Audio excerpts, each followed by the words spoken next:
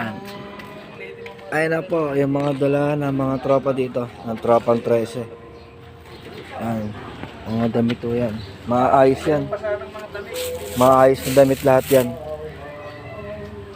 Yan, dala. May konting bigas. Siyempre, si Kuya Yay. Yan, abala-abala. Kala mo, daming binuhat eh, no? Ano yung may-ari ng asyenda dito? Yan, si Dixon. Yung may-ari ng resort ng nakarang taon, kung natatandaan nyo. Ano yan? Yung may-ari ng resort.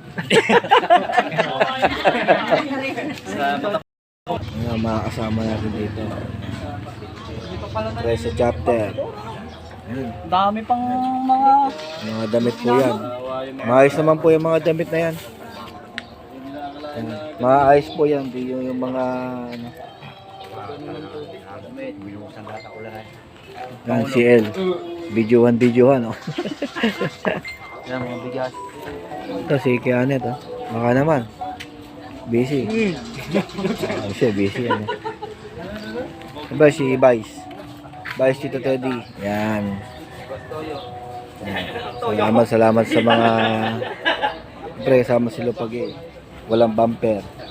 Yan si Brad. Oh. Maayos po yung mga damit na yan. No, sino yung mga gustong ano kumuha, punta na lang dito, no? Yun. Yung mga gustong kumuha ng mga damit na maayos pa ho yan, puntahan nyo lang po dito kana Jackson sa dito ho sa Lian yan. May malapit ho sa simbahan.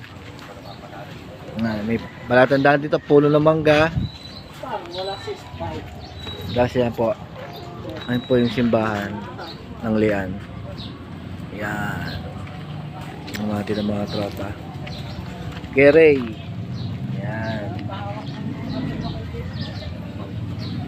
Tingnan lang konti, maya. Beep.